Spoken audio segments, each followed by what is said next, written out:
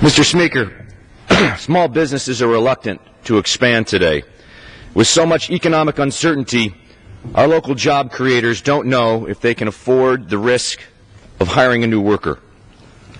As a small business owner myself, I know the pressures of meeting a budget and a payroll, and for me, I employ 100 people, and for me, that's 100 families. I have to make sure that I can ensure that we can provide health care insurance and other benefits before it's time to hire new workers. Mr. Speaker, there's 29 million small businesses in our nation. Here in this body, I believe our goal has to be to create an environment that enables those small businesses to have the confidence to be able to grow and thrive, to be able to add that one new worker. And think about where we'd be at that point in time, Mr. Speaker. 29 million businesses across the nation, all hiring just one worker. We'd have a different problem on our hands. The partisan rhetoric and the lack of progress in Washington is hindering businesses from hiring more people. But I do believe that we can come together and tackle some of these problems. Washington has to stop viewing legislation through a political lens and start viewing it through the eyes of the American people. One area we can agree upon is the payroll tax extension. The House voted at the end of the year to extend it for an additional year. The President has asked that we extend it for a year. The holdup is yet again in the United States Senate. Senator Harry Reid would rather play political games with this important measure. And now some members are asking for a 2-month extension.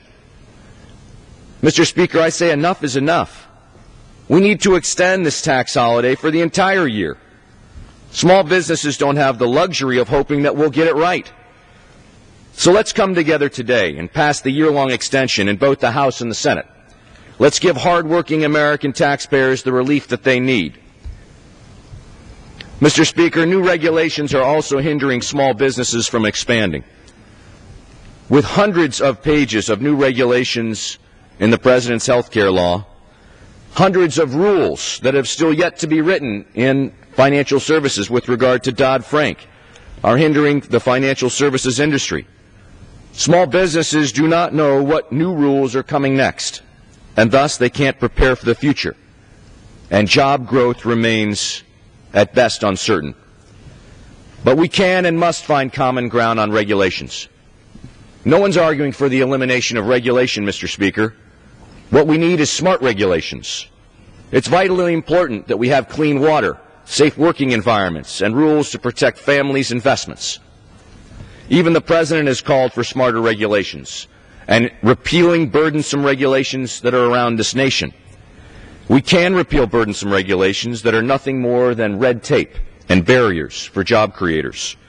And we can replace them with smart regulations that truly make our country better and give job creators the certainty they need to grow and thrive.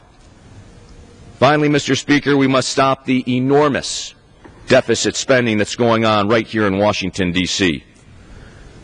This next year, Mr. Speaker, we're faced with another $1 trillion deficit. If my business, my small business back in Illinois, ran the way the government runs, I'd be out of business inside of the month. It's time we in Washington rein in this out-of-control spending. We cannot ask hardworking American families all across the country to live within their means, but then turn around and allow Washington to take their hard-earned money and spend it without regard to the future consequences of our children and grandchildren. It's time that we pass a budget that puts our country on a viable economic path forward.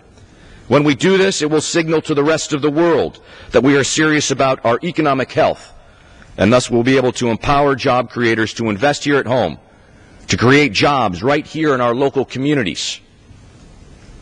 Mr. Speaker, I am optimistic about the future. I'm optimistic that we can do this, that we can come together.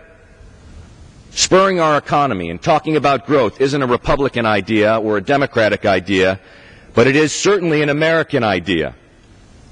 It's time that we put people before politics and progress before partisanship. It's time for us to work together today for the future of our country and get America back to work. With that, I yield back. Chair recognizes the gentlewoman from Wisconsin.